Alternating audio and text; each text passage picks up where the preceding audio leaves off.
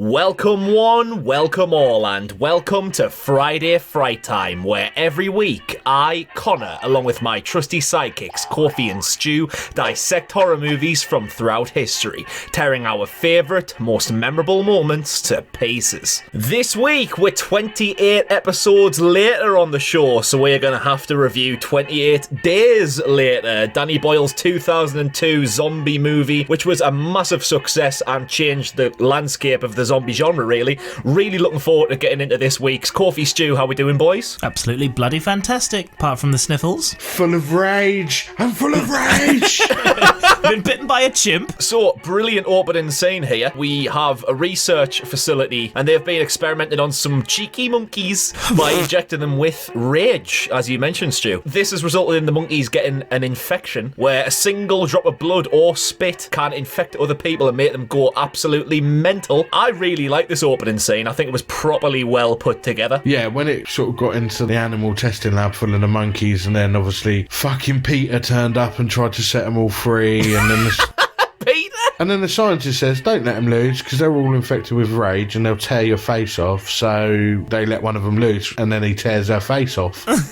Never listen, do they? Scientists are just irrelevant in films. You think they'd have a job for a reason, wouldn't you? But no, just exposition and then hopeless. What I don't get really about this scene, surely you've got some better safety measures than, hey, you know these infected monkeys? Let's just stick them in some boxes. With like a single way of getting out. Yeah, it's like not even an easy escape. It's just they lift the door up on the box and it's free. And you've got one scientist who's not even wearing any PPE or anything, walking around just completely fine and normal. So where are the measures? Where's his hard hat and fucking steel toe-capped boots for these savage monkeys? At least a high-vis jacket. I mean, Exactly, Jesus Christ. But yeah, the woman gets attacked, she immediately just vomits blood, and then she's infected, and then turns into some enraged zombie, whilst the rest of the monkeys just sit there applauding.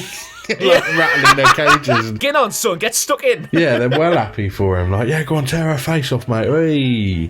And then that's kind of the start of the film, isn't it? Where we get the title 28 days later, so you know shit's about to go down. And then full frontal male nudity. Just a big old, totally unneeded Cillian Murphy cock, isn't it? Who says it was unneeded? 2/3 of the podcast, really, to be honest. Yeah. As you say, now we transition into 28 days after the monkey incident, and we get some amazing scenes of dilapidated, ruined London. Oh god, it's just fucking cool when he's walking across the bridge and you've got Big Ben and the Houses of Parliament are just completely abandoned. It's got to have had a really big budget. Do you want to get into the budget? Because I've got it. Yeah, I guess so. Alright. 28 million. 13 or something. 8 million. Fucking Bloody hell, nice. They achieved a lot with 8 million, and it made 82.7 at the box office, so it was a huge hit, and rightly so, because it's a banging film. It was really good. I like the way that all the shots they use of London as well, they use areas that are tourist areas, so it gave even more that kind of feeling of total emptiness. Because it was Cillian Murphy though, I kind of assumed my mind straight to, okay, he's about to do over Billy fucking Kimber, isn't he? Yeah. He's there. It's all about to kick off. I thought Billy was going to walk in. Billy fucking Kimber. Billy fucking Kimber. I thought it was all going to go down. Jim, that's his character name, by the way. It should just be Tommy Shelby. That would be a much better film. Let's call him Tommy. Right, we got some fucking zombies next to the fucking Marble Arch. And I'm fucking sick. Are you up to Alfie Solomon's yet, Stu? Oh mate, I finished it all. Imagine if you had that. What are these fucking zombies doing? I'm absolutely sick of it. So you could totally fucking feed me to the zombies, but then Tommy Shelby, who the fuck would import all the rum from Liverpool? I got the brown bread, I got the white bread. Imagine Arthur comes in Christ, right, we need to get out of here, fucking out. Oh my god. That's the Peaky Blinders segment over. That's fucking brilliant. So yeah, Jim enters a church. Priest. Oh, you bastard! You stole it! The ball was at me feet for the penalty and you fucking swiped it. Priest. Oh, amazing. I like the first time the zombie actually sees him, it creased me the way it looked up. When he's like, hello? And it just turns around, what the fuck is going on? What did he say in the church, sorry? Hello? Yeah, I really like the look of the church as well, where you got just the graffiti on the wall of the end is extremely fucking nice. Like, that's fucking cool. So yeah, the zombies chase Jim out the church and he gets saved by Selena and some other bloke who we don't really care about because he dies. It's the rest of the Peaky Blinders help him. You get John, you get Johnny Dogs. Oh, you're right there, Tommy. Oh, what's going on? We get some pretty heartbreaking scenes, to be fair, because Jim goes back to his parents' house to see if they're alright, and he just finds them both lying in bed, overdosed. Yep. Really fucking horrific, actually. They're just lying there. One of them's holding a photo of Jim as a baby. With a note written on the back, doesn't it, that says, please don't wake up, Jim. Like, fucking hell. Yeah, I think it really adds to the idea that the world is, like, truly fucked and, like, horrible shit. I mean, like, later in the film, there's a baby just lying dead, and it's like, oh, fucking hell. It's so grim, but it also adds to the reality, I think. Definitely. So when Jim, like, you know, obviously is getting chased by the horde, like, freedom fighters save him, but they save him by, like, blowing up a petrol station. Yeah, it's a bit overkill, like, Making isn't a it? load of fucking noise. That's going to draw some attention to the horde and bring more your way, right? But they do it the whole way through the film. They're, like, shouting at each other, or they see one and they're like, oh, fuck, it's over here. That's like loads and loads of my notes down here of just constant fucking loudness. Yeah. So annoying. Why do they beep the fucking horns? Yeah. They find a tower block door and they see a light on in a flat. And it's like a flashing light, so they go up the tower block to find out what's going on. Mm-hmm. And that bit pissed me off because they get right to the top and then fucking Mad Eye Moody comes out of nowhere with a riot Mad Eye shield. Moody! Doesn't he? With his fucking Billy Butcher level of cockney.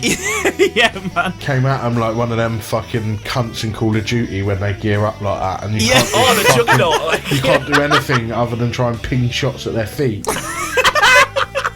They get past him done there and he's like, go to the flat, and then knock on the door, and then the fucking little girl inside, she's called Hannah. Where's my dad? Her acting's fucking terrible. It's like, where's my dad? Instead of going like behind us, Selena's just going, let us in, Hannah. And she's like, where's my dad? Let me in, open the fucking door. Where's my dad? Let me in. Just fucking say he's behind you, or maybe perhaps Moody just turn around and go, I'm here, let them in the house. They just spend like 10 minutes bashing the fucking door in with this girl going, where's me dad? Where's me dad? Fucking open the door. They go in a shop, don't they? They go in like a Budgeons or whatever the fuck it is. and they're like, right, we need to gear up, we need to load up on loads of scran, loads of food, anything you can get, and they just start launching like Terry's chocolate oranges in. So what are you doing? If it was the apocalypse and I was like, what do I want to survive on? I'd rather take Terry's chocolate orange than like baked beans. That's also true. Right, you've got 3 items that you could rob from Budgeons. Oh, What are God. they? I would go straight for a Jaffa cake. Just a singular Jaffa cake? Or- One Oh yeah, Jaffa I've cake. not got much space in. I've not upgraded my loadout yet, so my capacity's fucked. It's like when you first start on PUBG and you've just got nothing. You've just got pants. Just One one pants. Maybe some ravioli. I do like ravioli. Fucking hell. It's tinned. It's got a good shelf life. Okay. Third item. Probably aim for a nice whiskey like they do in this film. Great shout. I think I'd also go for a bottle of whiskey, and I think I'd make a bad choice, but I just fucking love bread so much, so I just get shitloads of bread. Do you think there's any bread in this shop after 28 days that isn't looking like a fucking slug? That's a good shout, that. But I'd probably get some, like, what are they called? Tunnix tea cakes. I think the marshmallow they're covered in banging. chocolate. They're absolutely wonderful. And then after that, I'd probably just grab a shelf full of crisps. I'm surprised you didn't say Haagen-Dazs vanilla. But why the fuck, mate? There's no electricity. It's just milk. It's just milk. It's vanilla milk. This Budgeons does still have power somehow, so you could probably get ice cream. I'd have to take the freezer with me though, and I couldn't do that. Why? I don't have electricity in my fucking black cab. Plug it in the lighter. Through the lighter. Imagine that. An entire fucking freezer from Budgeons just in your boot. Just dangling out the back of the car. So what about you, Stu? What are you aiming for? I'd probably take loads of crisps, like Ho says. You know, I've grabbed a Doritos chili heat waves. They'd have to get in there. I'd be more sensible, I reckon, and just go for the tinned consumables. I'd probably take sweet corn. You know, I know what I would do. I'd find something with meat in it, because like most people are dead, I can be a fucking animal, right? So I'd probably take one of the grossest things that I could find that I wouldn't normally eat, because people would judge me. But if everyone's dead, who gives a shit? So I'd probably take one of those like full English breakfast in a can type thing. Oh, Mate, no, Jesus. I did not expect that at all. I'm purely disgusted right now. Well, I don't give a fuck. You're going to take bread that looks like a slug, you cunt. I'm just chilling in my corner segmenting me chocolate orange. Yeah. Survival tips from Unleash the Ghouls. The gang, they escape London by like fucking gone in 60 seconds and over a fucking tunnel of cars. And they stop to fuel up at a diner, which is where Jim decides to go in and absolutely decimate some small boy. Well, the small boy's trying to decimate him as well. So it's justified. If a child's angry at you, kill it. I think whether or not the child tried to hurt him, it was justified anyway. It's an apocalypse. There's no one about. Just fucking be the worst version of you, innit? And he doesn't even tell anyone either. Like, did you find anything? He's like, nah, I'm sound. Yeah, what happened in there? Nothing happened in there, don't worry. Let's get back in a taxi. It's like Mad Eye Moody's just a bit of a dickhead. I think he's all about like the image of stuff. He's still got his meter running and he's like, haha, I take cards, you know? Like, fucking shut up, mate. Everyone is dead. He's all about like symbolism. He's such a dad, isn't he? He leaves his card at the shop, well, like after he's paid for his stuff, and he's like, put my card on the side. Fucking shut up.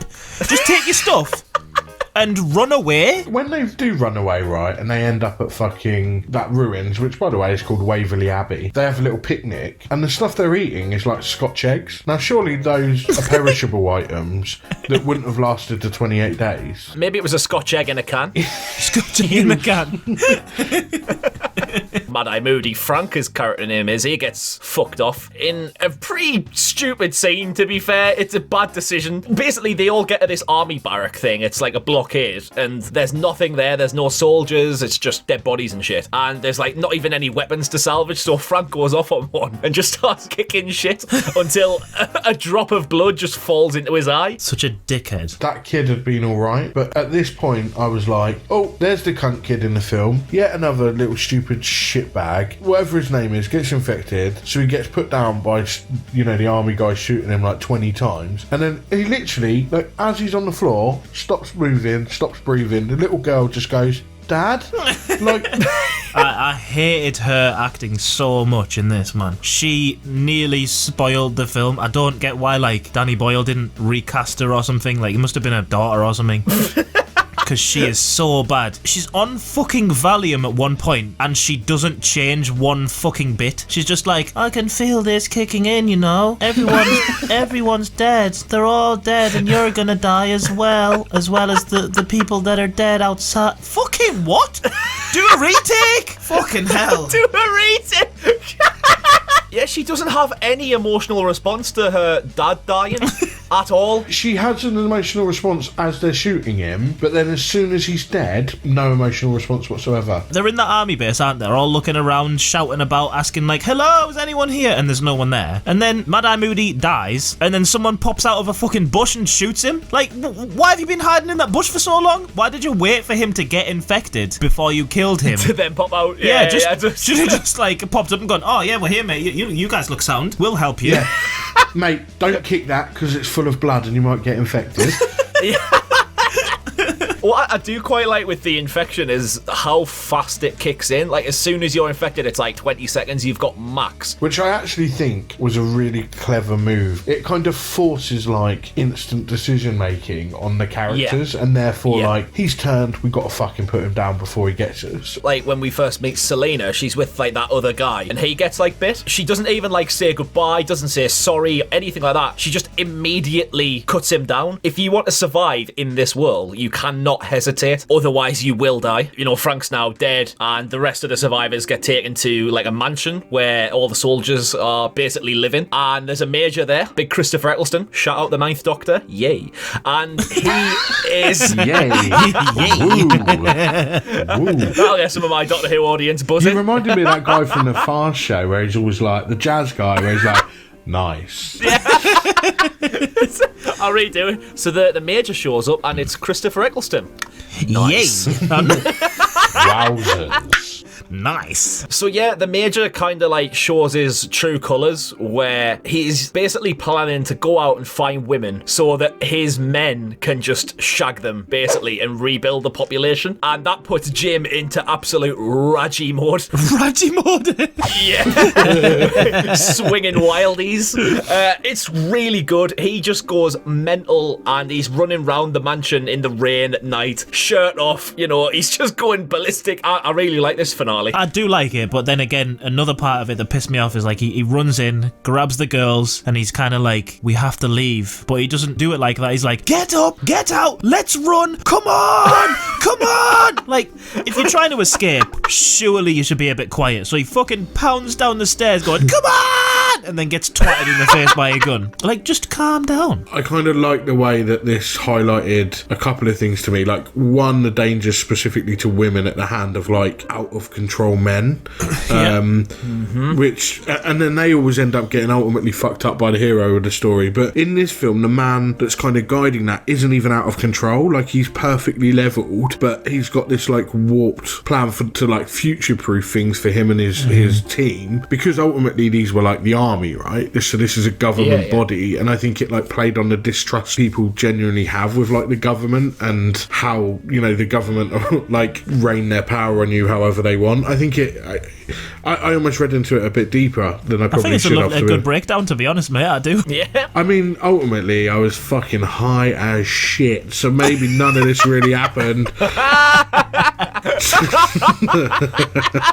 I tell you, it was also high as shit. Fucking Hannah hanging off the back of a fucking mirror by her fingertips. What's she taking? Fucking super creatine. What the fuck she done? Super creatine. Super creatine. After this film, Hannah decided to quit acting. Well, she never started. She wanted to be an actor, and then she was in this, and then realised how shit she was, so she went and started a band instead. Was it a good band? I don't know, mate. I didn't look into it because I thought it would be shit as well. I'm going to play this episode out with one of her songs in her band. So yeah, everyone escapes the mansion when Jim decides to fucking Oberyn Martell some guy, just thumbs his eyes out the sockets. And then yeah, everyone escapes in the black cab again, the faithful black cab. And then they just end up getting saved by the army, the end. Bit of a rush, to be fair. It's like the beginning and the end were just like, quick, what should we do with this? Boom, boom, done, sound. Film finished, as films do. and this review has finished as reviews do. Play out to Hannah's music. I hope you enjoy whatever song I'm about to put on now. Hopefully it's better than our acting. That was our honest review of 28 Days Later. At some point we will do a review of 28 Weeks Later, the sequel. And if there's any other zombie movies you want us to check out, get some recommendations in the comments. And make sure you hit the subscribe button and the notification bell. Otherwise you are a cunt. Absolutely agreed. I mean, as far as a convincing argument's gonna go, right? No one wants to be a cunt, do they? I thought I was the guy that called them cunts and you were meant to be the friendly guy. Surprise, bitch! Surprise, Surprise, motherfucker. motherfucker. Well played, well played.